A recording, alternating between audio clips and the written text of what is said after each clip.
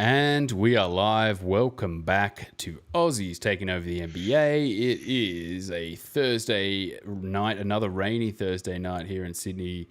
And we are here to talk Phoenix Suns. Longing for a dry, hot summer, but we're going to get a wet summer, I believe. But we're going to be talking Phoenix Suns, Baynesy, the bubble, crazy Devin Booker stuff. A team that looks pretty interesting kind of going forward. We'll talk about them going forward. And as always, you should like, share, and subscribe on Facebook, on SoundCloud, on iTunes, Podcast Addicts. We're now on Spotify, so if Spotify is your preferred platform, definitely get onto Spotify and subscribe. And whoops, I didn't update the thing, so while we're talking about it, I'll update that as I go. But yeah, the Phoenix Suns. What are your early thoughts on their season as a whole? This season's, it always seems to be that they have this really red hot start. Like they were flogging everyone first 10, 15 games. They, beat Philly, had some really good scalps. But you see as the kind of season always progresses, a couple little injuries here. They haven't got a huge amount of depth in their team. We all know what Ricky Rubio's like. Yeah, I was waiting for him to rear his ugly head because we kind of gave him a bit of a, man, why at the start of the season. But yeah, keep going.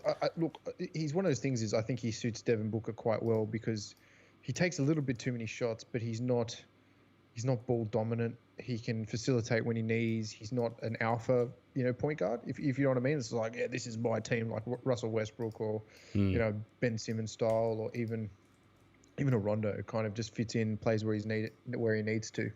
Look, this team's got a lot of young, exciting talent, I think. I think Kelly Oubre Jr. is going to be one of the standout players of the next season. He's up and up. Devin Booker, we all know, is probably the best player under 25 and, one of the top 4 or 5 shooting guards, if not the best shooting guard in the league. What they've struggled to do at Phoenix is attract big talent to put next to Booker. I think they've gotten kind of decent talent in there. I think, Kelly Oubre was a good signing from Washington. DeAndre Ayton's a solid center, more of a new age center, good mid-range. He's kind of like the DeMar DeRozan of centers. Has a really good solid mid-range game, starting to extend it out to the threes, and defensively can play pretty well. But then we kind of see, it's a really young rookie team like Mikal Bridges, Cameron Johnson, Dario Saric, is a decent power forward, but, wouldn't say outstanding, especially in this kind of scenario. Hasn't really gone to the same heights as he did in Philly. Javon Carter, Elia Kobo, these guys are all just really young. I do believe that they had Tyler Johnson there for a bit. I don't know if he's re-signed or not. I mean, it's free agency hasn't begun yet, but I would like to see a decent signing this offseason. They've got to get someone to pair with Booker, and that's probably a decent power forward. I think that if they can kind of lure a decent power forward in, they've got a decent enough bench, young rotation that can, come off and give really exciting minutes. Kelly Oubre played a fantastic, end of the last season until he got injured. And Booker, in the bubble was just phenomenal, A couple of those, that game winner, that fadeaway game winner. Yeah, nothing but cotton too. It was nothing but pure. I look, Frank Kaminsky's not a bad player, but nothing to write home about. They got to re-sign Baynesy, man. This is the whole thing. Like, I think Baynesy's one of those players that he's just showed his versatility, and it was kind of just like he's free to play however he wanted. He just yeah, man, I'm going to shoot 8 threes in a game. The dude only started shooting threes in a game his last year at the Celtics, where he would slink out to the corner and hit a 3 once in a while. But some of these twinkle toes threes this year were just sweet to watch. It was a good season. I think it was a little bit of an injury plagued season. I think he had 3 sort of stretches where he was injured. That was very early in the season, about 10 games in. Then there was another one sort of halfway through the season. Was it an Achilles at the start of the season, I believe? Yeah, and then it was a hip. And then hip issue. Hip issue is always a little bit like that could be. He's a big boy, and he's 33. Like, the body does not hold up the same as a young man. But he's going to be one of those ones. He's not signed to a guarantee, 2021 deal. He is a free agent technically, and could slot into a lot of teams really well could slot into a championship team that's really looking for that backup center. Big one for me is the Clippers, and there was lots of rumors about him going to the Clippers, last year, except they signed Joakim Noah. Yeah, and then he didn't play in the bubble at all. No, he didn't play in the They bubble. just kind of like, deep edged him. He was there apparently just showing everyone his junk in the locker rooms that were pissed like Kawhi let it off. Oh, dude, really? Apparently just whip it out at all times. And Why? everyone got the shits. That's rough, man. No, well, he's a good teammate at least, Good locker room presence. But yeah, so this Phoenix team obviously started the season. Sorry, I went to Baynesy. So they started quite well. I think they were 5-2, and then they had, I think, 6 losses. 6 losses in their next 7 after that. And they were like a team where it was, whoa, like Phoenix has come out of the gate pretty good here. This is working. And you and I were sort of sitting there going, man, after we were kind of like, fucking Rubio, like, why did he have to go to this team? Like, I get what you're saying with Devin Booker. He needs a guy that's off ball. And like Ricky Rubio is, the more you think about it, you're just like, yeah, that's actually a good pickup. Like a point guard who doesn't need to score the ball. And then you go down and you look at how many shots he was taking. And he was taking 10 field goals a game. And you're just like, no, like 3 or 4, bro. Like, you don't need to take that many shots a game. There were some games, it was like 3 of 12, 3 of 16. And you're like, no, too many shots, man. Stop this. Yeah, and look, admittedly, I thought he did better than I expected him to do in this team. But ultimately, over the course of the season, it still felt like he just gets in the way. And I like Rubio as a player, but he kind of needs to be a guy who has his own team. Like that Spain team where you're just like, all right, we build some solid pick and roll into this team. Like you can get away with handling the ball the entire time, and you can work with some bigs, and you got some wings there. Like ultimately, sort of this season, we were sitting there watching a team where you would think, oh, let's plug Rubio in here. And then he was taking a lot of shots, and it's just like, no, too many shots, man. Like you need to pick your spot, run your pick and roll, do your little scoring here and there. Like it almost felt like he was plugging into this team as I need to be a part of this team too, a star type of scenario. And I thought I kind of hindered them at the start of the season a little bit. The kind of overall makeup of this team's quite good. Oubre, Booker, Ayton had that drugs ban. That was a bit... Yeah, that was a bit dodgy. A bit sus. Was cannabis, was it? No, I thought it wasn't cannabis, it was a diuretic. It was a masking diuretic, agent. was it? Yeah. Pretty sure it was a masking agent. I'm going to just quickly Google that. But that's actually kind of a blow. Like, I think he fits this team, and that wasn't a bad draft. Like, that was a pretty good draft to get him. I think he's going to be a good player over the next 3 or 4 years. Yeah. He's going to actually turn into the kind of three-way center that we're seeing, dominate the league type of thing, like your Anthony Davis type center. I mean, I don't see him project to be as good as a kind of like a Jokic or a center in terms, a Jokic or a Anthony Davis in terms of that all-round center who could play power forward and center and mix and match. But at the same time, I think he can be a pretty solid guy. Like he showed some pretty good IQ, some good touch around the basket. I think if he develops at a good enough rate, you can kind of move Rubio out of there pretty much straight away and just go, we don't have that screener roll big. Let's get you out of the way. And even Baynesy kind of, you want him pick and pop, shooting threes. A lot of that crazy game he had. What was it? It was a 30-point game or something. I'm just having a look through the box scores here. Pretty sure it was 8 of 12 or 8 of 13 or something ridiculous. Yeah, it was crazy. We want basic game log. So it was... Yeah, well, we had a few 20-point games. He had 24 against the Warriors. He had 23 against Miami, 20 against the Lakers. Solid. 20 against New York. I can't find this game. Maybe it was a bit further down. Oh, yeah, 37 against Portland. That was nuts. 12 of 23, 9 of 14 from 3. 9 of 14 from 3. That's like Stephen Clay level numbers, man. That was insane. And those were like not stand around and shoot threes type scenarios. That was like running pick and pop with Rubio. That's where you go, yeah, I want to see Rubio interact with a big man like that. Yeah, fair enough. Okay, fair. Like that's going to fit the team. But yeah, ultimately he was just taking too many shots.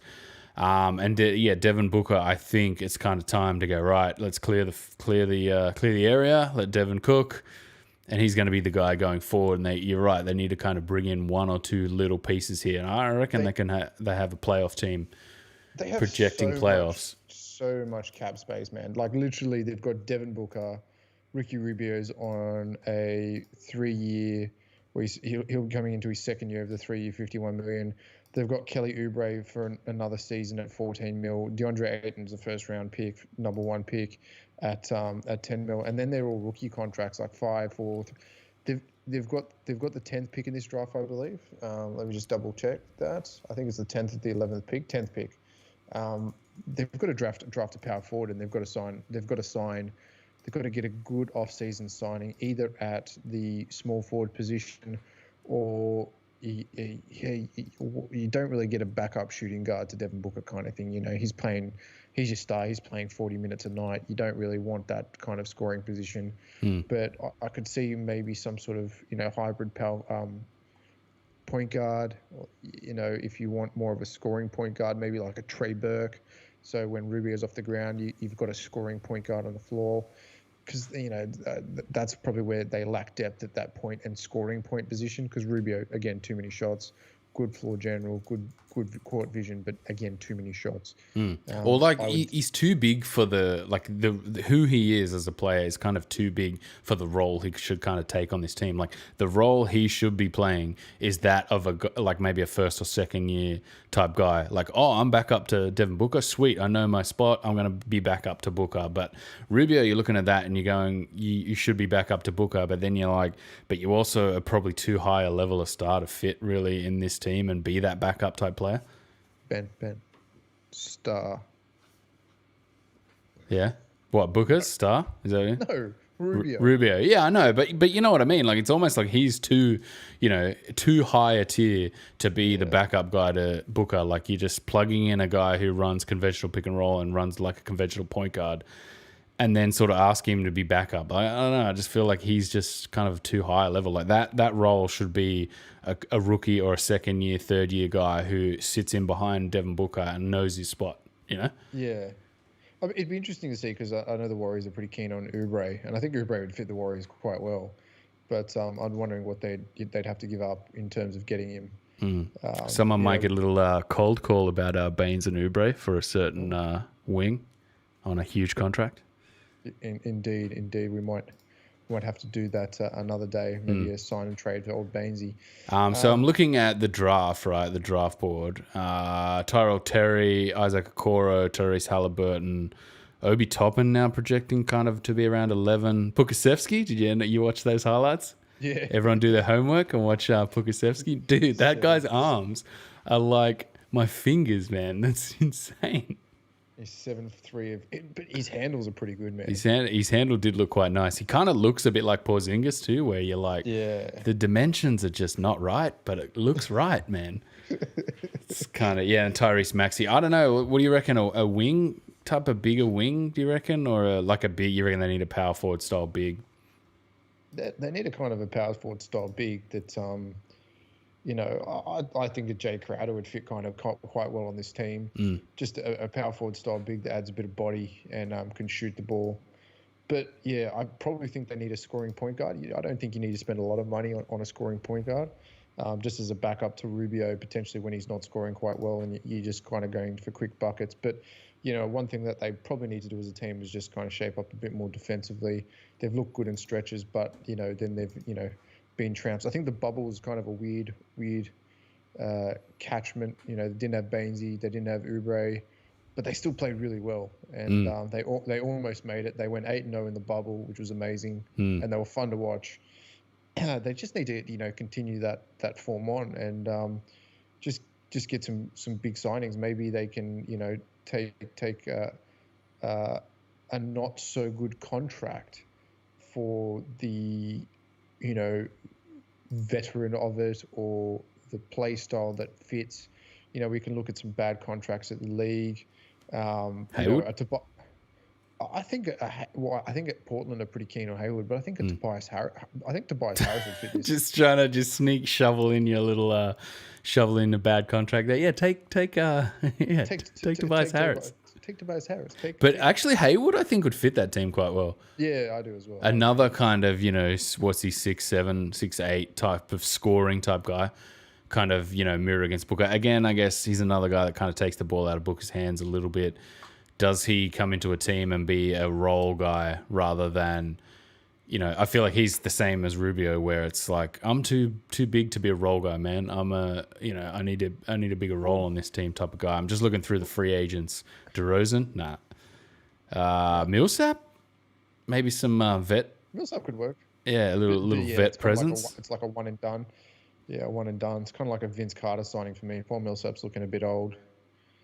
Ryan Anderson? Nah. George Hill, your mate? No, look, if you get him for cheap enough, he'd kind of be a good backup point guard. I feel like that's the same as Rubio, What about like a Morris, maybe? A Morris reunites, goes back. Plumlee, it's kind of slim pickings. Kelly Olynyk's coming off contract. He's got a player option. He'll probably pick that up. Yeah, he's got it. No, of course he'll pick that up. It's like 17 mil. Yes. 14, I think it is. Where'd it go? It's pretty decent for an Olympic style player. He's getting paid. Yeah, and then looking through the rest of them, it's Jeremy Grant, maybe. He's player option. He'll probably pick that up. Yeah, Jay Crowder's coming off contracts, unrestricted. So, yeah, that'll be a decent pickup. I think another sort of veteran big wing. Joe Harris? Yeah. Joe Harris wouldn't be bad. Doesn't need to have the ball in his hands at all. Can just probably come would around cost the curl. A bit too much.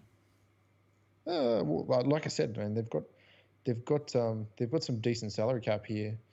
They're well under the salary cap. Actually, I think this is probably the lowest team salary. Yeah, the 103 is their total salary.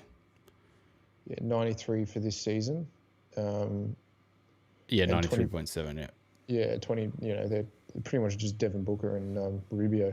Everything else is kind of rookie contracts. Yeah, so that's what they've got to do in the offseason, I think, to get better. I draft smart, and I do think they've actually drafted quite well over the last couple of drafts. But where I think they've lost ground is trying to get those big players to come and play kind of beside Booker. Whereas I think they've done a smart thing by just creating this core, DeAndre Ayton. They just need that third guy, and I think Kelly Oubre is that. But again, if the Warriors are keen and the price is right, does a Oubre Wiggins trade make sense? You know what I mean? Like, they potentially get Wiggins and some draft picks, and they get Oubre. I don't know. It takes one contract off. Wiggins only got 2 years. I think he's on 2 years left on that rookie max. And then they get Oubre. Maybe they even take the second pick. Oubre is definitely one of my top 5 players to watch this year in terms of coming up. Wiggins has 3 years left, but yeah, I think he's only getting paid half of what Wiggins, like the Suns would have to throw in someone else, I reckon. Ayton? No, everyone else is on rookie deals. Yeah, but Ayton's still earning 10 mil, so the salaries match. I'm in. I'm hitting the trade machine. I'm hitting it. Success. Bang. +9 wins for the old Warriors. I'm in. Do it. Ayton and Oubre for Wiggins. There's a real realistic chance that Baynesy might not be on this team next year. And I think that'll be a bummer, man, because I kind of like this Suns team. I'm like, this could be the next team in the West. Like 2 or 3 years, they could be, a playoff sort of staple. Yeah, man. Booker's 24, Ayton's 22, Oubre's 24, Bridges is like 21, 24, Sheikh Diallo 24, Elia Kobo, getting a little bit into some deep. Cameron Payne, not a bad, but... Do they have the glue, though? That's what I feel like. Maybe they need a couple of vets to kind of glue that together. I don't feel like Oubre and Devin Booker is like, wow, maturity, they're going to really just blossom and be, you know, the next kind of star. But they're going to hoop, they're going to get better, they're going to get smarter, and they're going to build that kind of that pedigree. Man, Jordan didn't win, like Stephen Clay didn't win their first title till 27. Like this whole expectations are out, win now. It's not win now. It's okay, right? We've got this Ayton piece, we've got this Oubre piece, we've got this Booker piece. Let's tweak it over the next couple of seasons. And they've made some bad coaching decisions as well, I think. Monty Williams. Yeah. And then, Igor Kokoshkov last year, where we were just, they were terrible. 19 and 63, just absolutely dreadful. Earl Watson had 3 games. Jay Triano. Yeah, I think they've got to get a coach that kind of ties in. And they just don't attract. It's not a big market, you know, team. They just don't attract. No. I was right. Tyler Johnson is on 20 mil and he's a free agent. They did sign Bolden for 10 games. And, yeah, I could see him fitting in that. I definitely could see him fitting in that. He kind of stretches the floor, doesn't need the ball in his hands. He's a good screen handoff guy that, you know, a shooter can come around. Look, you know, reach out. He's cheap. He'd be kind of like a min salary, if that, you know, maybe 800,000, kind of Ryan Broekhoff. Ryan Broekhoff will work well on this team. Jesus. Yeah. But Ryan Broekhoff just throwing flaming bags on any team would be awesome. Just throwing fireballs. I was watching some of his old footage again the other day. I was just like, oh, man. Oh, why isn't he in the league anymore? This sucks. Well, he was Philly, and then his wife got COVID. Yeah, well, yeah, that's... Well, I think tomorrow is the deadline for the NBPA and the league owners to agree on a date, and I think the 22nd of December is what's going to happen. 72 game seasons finished before the Olympics. Man, COVID's just gone rampant. I don't even know if that's going to happen. I know. And then like the voting and all that stuff's going on as well. Yeah, it's before the inauguration. There's going to be rioting, and there's some NBA while we're at it. You know what I mean? Yeah. So, and their platform of you know, social justice and stuff is quite important, I think, to their persona. Yeah. You know what I mean? Like the way that the actual league itself operates, I think they really are on board with the persona of these players being into all that social justice and stuff like that, which actually makes, I think, it makes it more difficult to get a read on how that's really going to affect what happens with the NBA. Like in some cases, sometimes I look at it and it's just like it operates like a corporation, man, bang. And then in some aspects, you look at it and it operates like, you know, a charitable organization that empowers the players and the stars and stuff like that.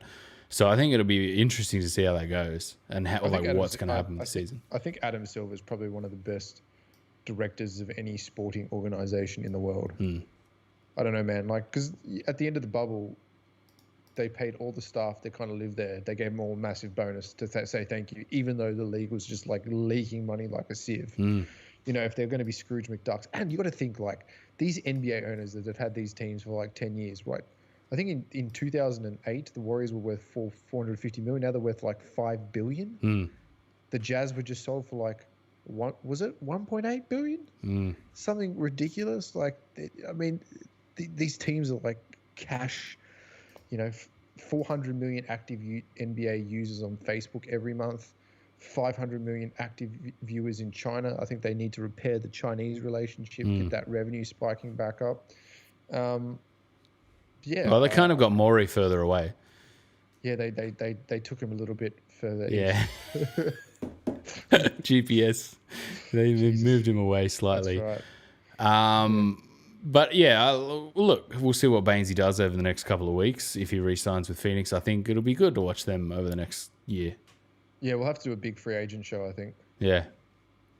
And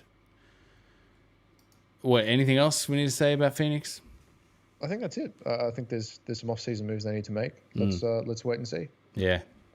All right. Well, we might leave it there. As always, you can like, share, and subscribe on Spotify, on iTunes, on Podcast Addict, on SoundCloud, and on YouTube. Make sure you go to YouTube and check out some of the other video content that we've got coming. We've got some card stuff that we're getting into. We're going to be making new videos about cards and trying to drop those.